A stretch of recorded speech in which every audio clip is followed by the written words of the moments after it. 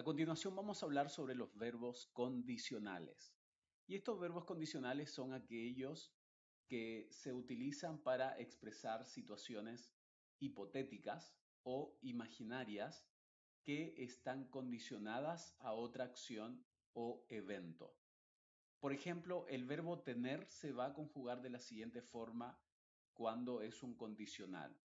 Se diría, en vez de yo tengo, se diría yo tendría, tú tendrías, él o ella tendría, nosotros tendríamos, ustedes tendrían y ellos o ellas tendrían. Y en inglés este condicional se forma con el would más un verbo infinitivo. Y todos los pronombres tienen la misma conjugación. Por ejemplo, diríamos I would travel, que significa yo viajaría. El would en este caso solamente es la terminación del verbo. En vez de decir yo viajar o yo viajo, diríamos yo viajaría. I would travel. He or she would travel. Él o ella viajaría. We would travel. You would travel. They would travel. Y por cierto, la L en el would no se dice would. Ahí básicamente la L es muda, así que no lo tienes que pronunciar. Y diríamos would. Entonces, I would, he would, you would, they would. Y no hay que confundirlo con el tiempo pasado imperfecto, que también se escribe igual.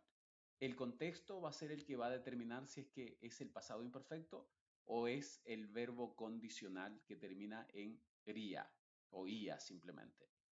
Por ejemplo, en las siguientes oraciones nosotros diríamos, If I had more time, I would travel around the world.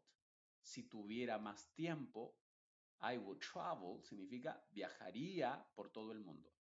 Ese viajaría, no puedo decir viajaba, que también se escribiría de la misma forma en inglés, would travel, exactamente igual, pero se traduciría como viajaba.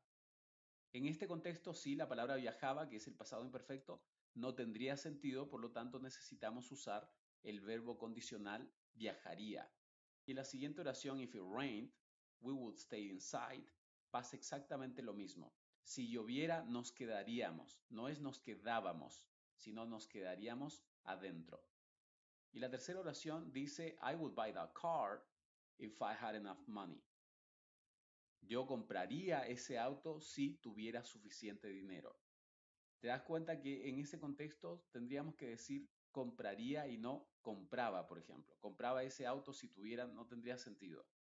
Entonces, esa es la forma en cómo vas a poder diferenciar el pasado imperfecto de los verbos condicionales. Se escriben exactamente igual, pero se traducen de forma diferente al español.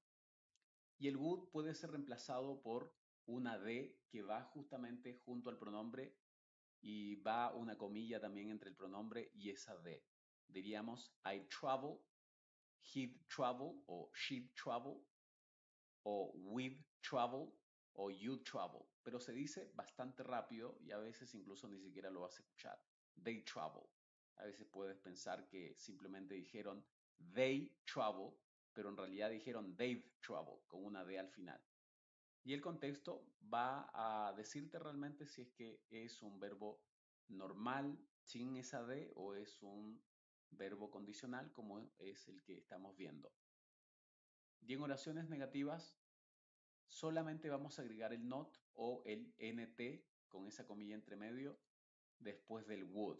I wouldn't o I would not también separado sin ningún problema o you wouldn't, you would not, he wouldn't, she wouldn't, we wouldn't, you wouldn't, más otro verbo obviamente que en este caso es el verbo travel y el siguiente es they wouldn't travel, que significa ellos o ellas no viajarían.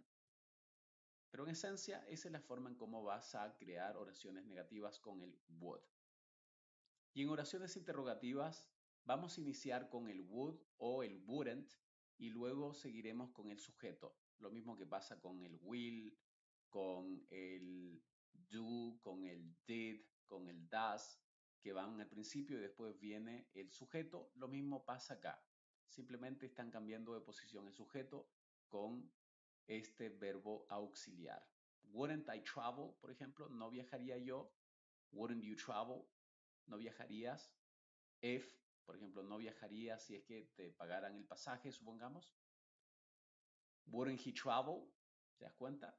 Partes con el would o el wouldn't y luego continúas con el sujeto o el pronombre y luego viene el verbo recién. Pero igual el would simplemente está indicando la terminación del verbo. No lo traduzcas de forma independiente. Y finalmente te invito a que puedas traducir las siguientes oraciones usando los verbos condicionales. Recuerda no confundirte con el pasado imperfecto porque si no la oración no va a tener sentido.